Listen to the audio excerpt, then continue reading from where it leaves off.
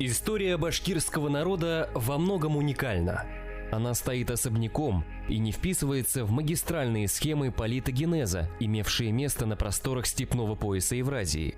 Этим объясняется непонимание большинством исследователей ее алгоритмов, что проистекает из шаблонных подходов к объяснению устройства башкирского общества. В итоге последнее остается пресловутой вещью в себе. Что же представляло собой в прошлом башкирское общество? Каковыми были его качественные характеристики? И в чем заключалось его своеобразие?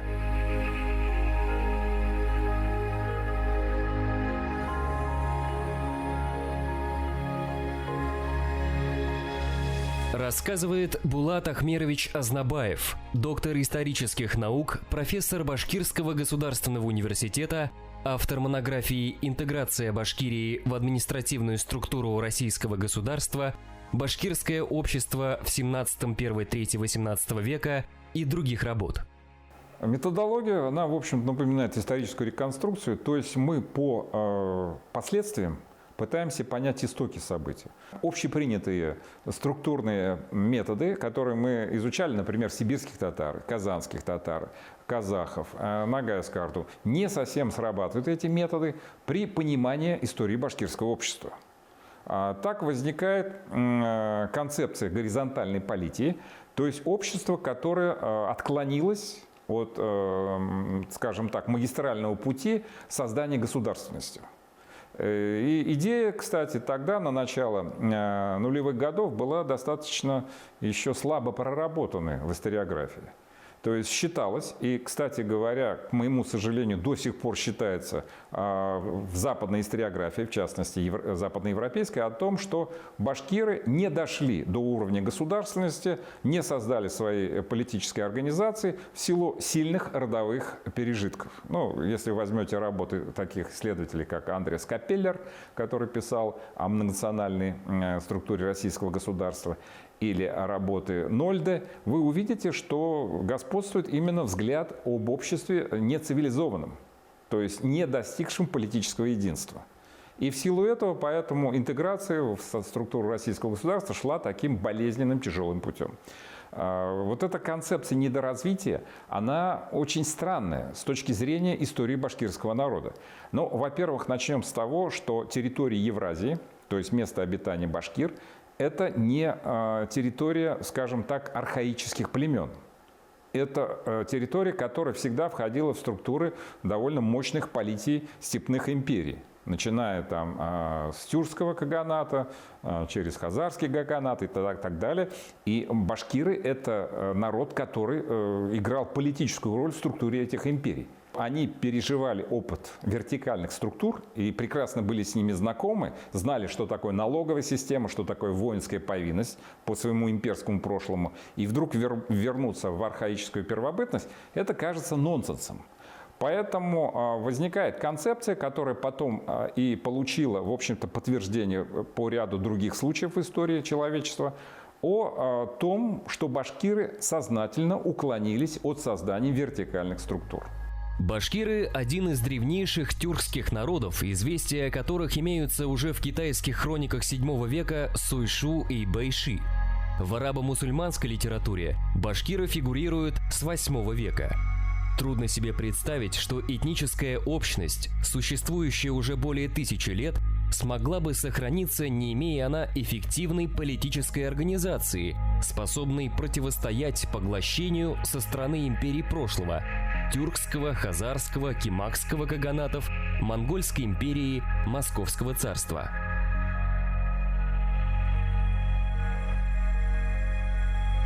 В истории человечества подобные горизонтальные политики, отказавшиеся идти по пути государственности, оказывается не редкость. Но если мы возьмем известные исследования историков Каратаева, Крадина о альтернативных путях развития цивилизации, они находят такие примеры, например, в древнегреческой античной эпохе, это полисы, которые не являются государствами, поскольку там не было отчужденной от народа власти. Не было отчужденного аппарата насилия.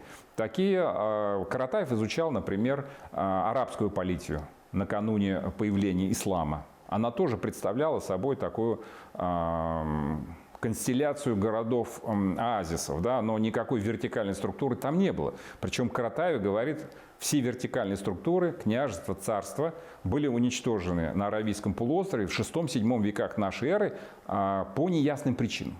Почему-то народ отказался поддерживать именно вертикальные структуры, вернувшись к горизонтальным, общинным вот этим вот политиям, которые имели между собой довольно устойчивые связи религиозного, экономического характера и так далее. Аналогичный пример – это Кавказ, горная часть Кавказа, где вертикальные структуры последовательно уничтожались общинами, горскими общинами. Или Афганистан современный. То есть это тоже, в общем-то, не вертикальные структуры. Мы не видим там государства в классическом виде. Башкиры, очевидно, принадлежат такой же структуре, такой же системе власти, где не возникает отчужденный от народа аппарат насилия. И основным центром власти всегда являлись народные собрания. В общем-то, вот эта идея, она наталкивает на концепцию формационного периода, почему многие исследователи считали, что это вот какая-то родовая еще система общества. Ну, наличие таких народных собраний, да, что это вот такая чистая архаика. Но я не считаю, что это правильная, корректная аналогия. Почему? Потому что современный европейский парламент тоже уходит корнями, в общем-то, в эти народные собрания.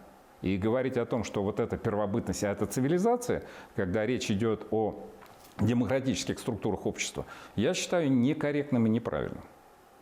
Дело в том, что почему у башкир сложилась такая структура власти. Вот я над этим задумался, и тот же Каратаев, Крадин отмечают, что подобные политики характерны для этносов-изолянтов. Но греки – это островная цивилизация, да, окруженная водой, то есть имеющая естественную защиту. Кавказ, Афганистан – это горские политики. И что их объединяет? Здесь невозможна большая концентрация войск при защите своей территории. Она неэффективна. Это не степь, где тот же там Субудай мог располагать силами, да, в сражении до 30 тысяч человек, маневрировать ими. В горах это делать невозможно. И как я вот в своих исследованиях показывал, наиболее эффективные боевые единицы в Уральских горах – это 500 тысяч максимум человек. Потому что большее количество невозможно уже маневрировать в условиях горного ландшафта. Аналогичный пример Афганистан. Да? Сколько империй первого класса пытались завоевать. А Афганистан никогда не собирал больших армий. Они всегда практиковали тактику партизанской войны. И достаточно эффективно, как показывает история. Башкиры придерживались той же концепции. И еще очень важный аспект. Что такое создать государство? Для любого народа это означает раскол общества. Раскол общины, и внутри которого доминируют родственные отношения. И для общества это огромный стресс. То есть выделение институциональной элиты – это всегда, как говорят антропологи, пустить в семью врага. То есть раскол общества означает, что теперь отношения внутри общины будут антагонистическими. Элита перестает быть частью народа. Не случайно в европейской социологии возникает концепция возникновения государства в результате завоевания. Концепция Гумпловича, в частности, конца 19-го, начала 20 века, который говорил, что все имеющиеся государства возникли в результате завоевания. И каждая элита таких государств является аллогенной, не местной. Обратите внимание, собственно говоря, вот все европейские государства в Западной Европе – это результат завоевания периода раннего Средневековья. Даже Русь, которая не была завоевана, тем не менее призвала иностранцев для создания государственности. То есть элита является аллогенной, не своей. Это действительно пустить в дом врага, создать государство. Понимаете, чем горизонтальная политика в данном вопросе является более эффективной? Тем, что общество, которое расколото на сословия, то есть общество государственное, а военную службу несут только сословия воинов.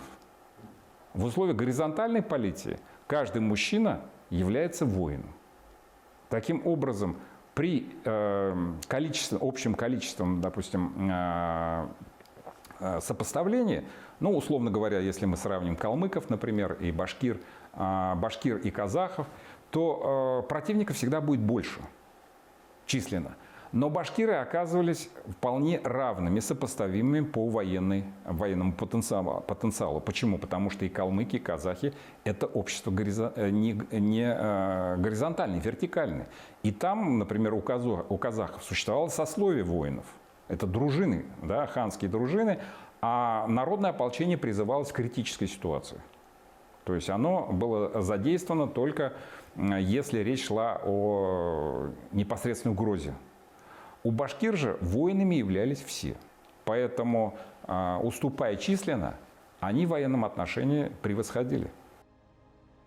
Как тут не вспомнить греческих гоплитов, тяжело вооруженную пехоту, в которой служили все свободные мужчины, то есть граждане общин полисов. Отряды гоплитов разбивали намного превосходящие их числом армии персов.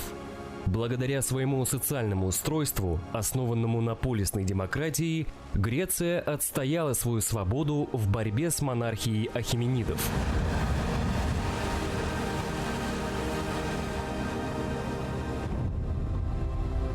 Ну, действительно, мы не можем говорить, что вот институционально башкиры изначально придерживались такой вот демократической структуры, да, горизонтальной политики. Ведь народ, он воспроизводится, его структура, да, его социальные отношения функционально. То есть, когда решается какая-то проблема. И если, например, брать Средневековье, вполне возможно, что существовала именно вертикальная структура власти у башкир. То есть я не отрицаю, что на тот момент она была более эффективной. До появления серьезных угроз, когда уже нужно было, когда ставился вопрос о выживании этноса. Действительно, персидский историк XI века Абдулхай Гардизи упоминал правителя Башкирии, являвшегося вассалом хазарского кагана, а арабский историк X века Ал-Масуди сообщал, что у башкир есть свой царь – Малик. Еще более определенно писал францисканский монах Иоганн Венгр, в начале XIV века побывавший на Южном Урале, где, по его словам, правил государь всей Баскардии. Ему вторил другой миссионер, Генрих Немецкий, который зафиксировал некоего Эстокиса, владыку всей Баскардии. Остается загадкой, когда и, главное, по какой причине башкиры отказались от своих государственных структур в пользу горизонтальной политии. Но аналогичные вещи Каратаев пишет о арабской политике. Он говорит, до 6-7 веков существовали вертикальные структуры. Но в какой-то момент их состояние стало проблемным для выживания всех арабов. И с ними было покончено, они были уничтожены.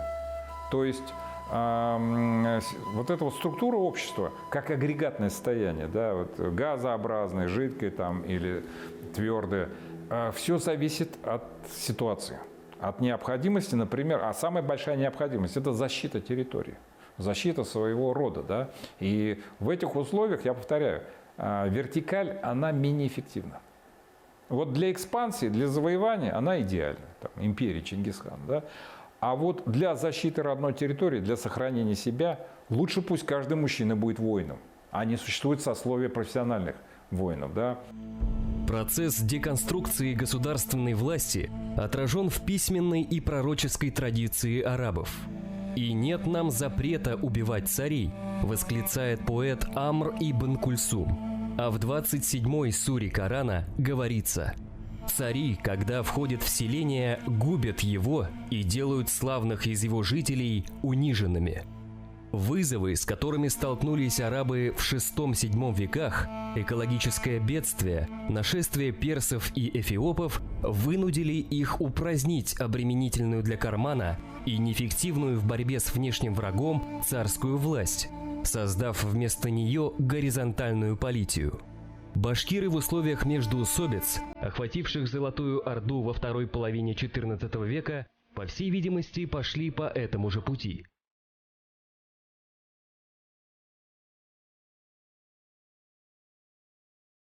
Вопрос заключается в том, что как сами башкиры воспринимают свое общество. Ну вот говорят, есть такой социолог, точнее был, Николас Луман. Он говорит, общество самовоспроизводится, социум самовоспроизводится. Что является кодами самопроизводства?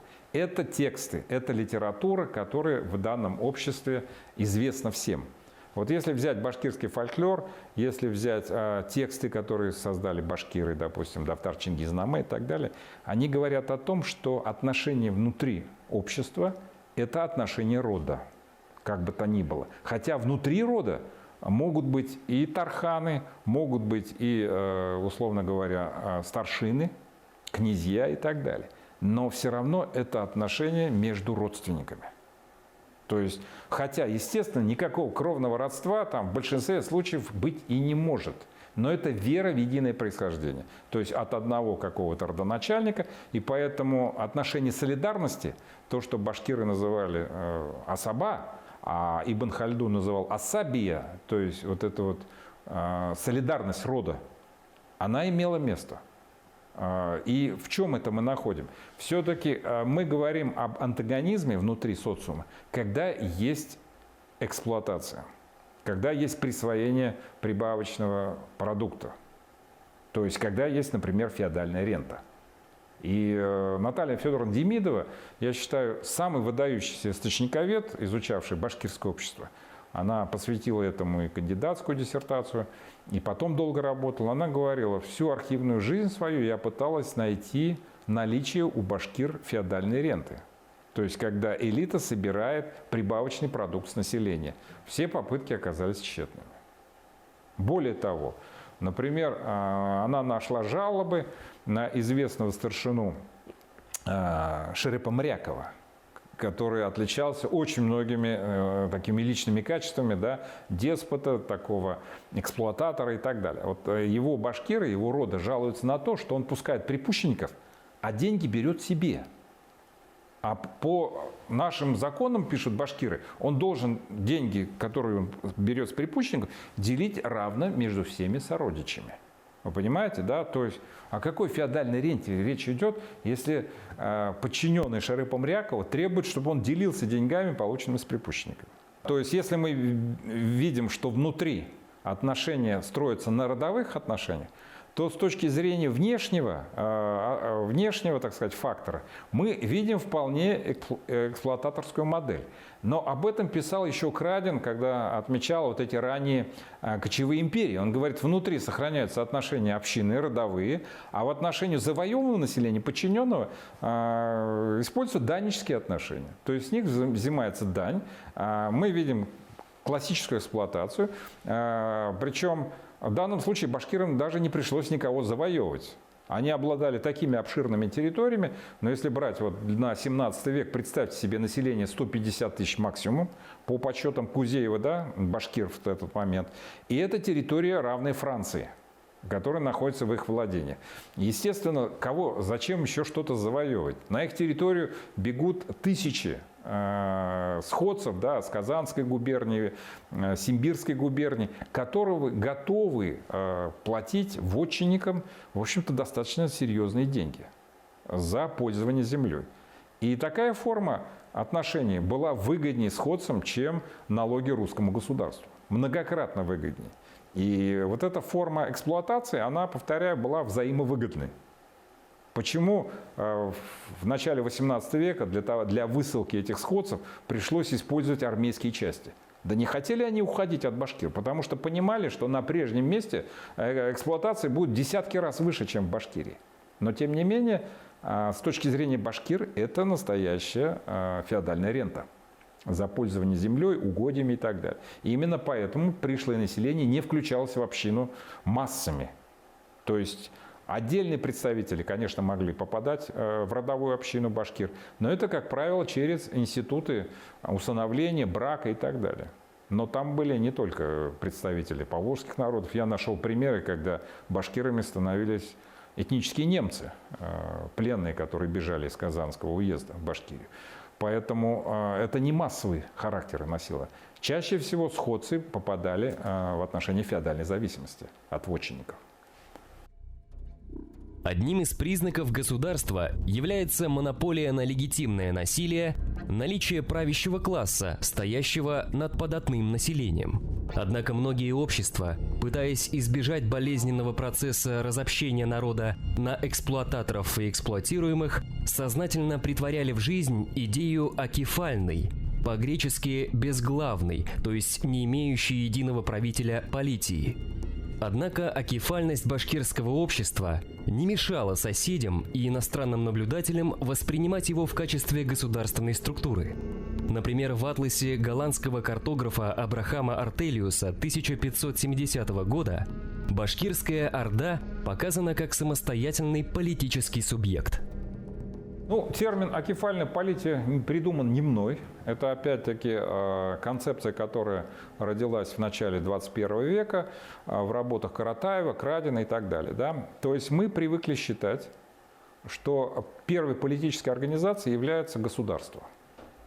То есть до недавнего времени, в общем-то, здесь надо отдать должное теоретикам государства, да, таким как Гегель, например, да, который считал, что только в государстве абсолютный дух достигает своей цели, да, то есть реализуется. И потом у нас возникла целая государственная школа в историографии. Самый известный представитель Соловьев, который, в общем, точно делит народы на государственные и безгосударственные. Так возникает отделение истории от этнографии, кстати говоря. Да? Одна занимается безгосударственными народами, другая государственными. Но уже в начале 20 века возникают идеи, причем идеи, концепции, которые принадлежат не историкам, а юристам, таким как Карл Шмидт, например. Я считаю его историком права, который заложил многие современные принципиальные основания в изучении государственности и безгосударственности. Карл Шмидт отмечает, что политика не связана с появлением государства. Политические структуры могут возникать независимо от государства. Политика начинается тогда, когда сообщество определяет, кто является врагом, кто является другом. Вот, говорит Карл Шмидт, с чего начинается политическая структура. То есть, если сообщество себя воспринимает как политический субъект, который определяет, с кем ему воевать, а с кем заключать мир, с кем заключать союз, вот с этого момента мы говорим о политической организации. И она, говорит Карл Шмидт, не обязательно должна быть государственной. И приводит массу примеров. И действительно, если мы возьмем историю башкир, допустим, в том же 17 веке, в условиях восстаний они посылают свои делегации в Москву, они посылают свои делегации в Стамбул, они ведут переговоры с калмыками как башкиры, то есть как отдельное политическое сообщество. Причем, что интересно, вот эти представители, эти делегаты, они во время переговоров неоднократно подчеркивают, что мы не решаем за весь народ вопросы. Мы уполномочены донести решение башкирского народа. То есть по мирскому слову, по мирскому велению мы прибыли для ведения переговоров. И мы имеем право только вот на такие-то решения. Потому что другие решения должен принимать сам народ. То есть власть не репрезентативная у башкир. Это, кстати, то же самое было у греков. Например, известно, что Сократа судили все домовладельцы Афин. То есть не было никакого судебного органа, который приговорил его к смертной казни. То есть каждый свободный гражданин Афин, домовладелец, является судьей. То есть у башкир тоже не было элиты, которая имела право решать что-то за сообщество. Они только доносили идеи, которые выражены были народом, но ни в коем случае не принимали решения за народ. Вот это тоже элемент горизонтальной политики, который очень любопытен. Отсутствие репрезентативной власти в башкирском обществе. В 1709 году, в разгар очередного башкирского восстания, казанский губернатор Петр Апраксин обреченно писал Петру Первому: «О тех башкирцах доношу тебе, государю, народ их проклятый, многочисленный и военный, да безглавный, никаких над собою начал, хотя бы так, как на Дону, подобно атаманы, и таких не имеют, приняться не за кого, и чтоб особенно послать не к кому».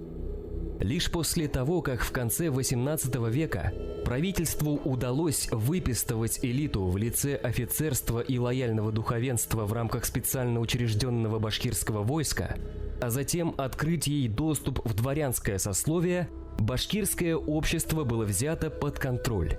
и восстания стали более невозможными. Есть у башкир как бы две опасности, между которыми они балансировали на протяжении всей истории.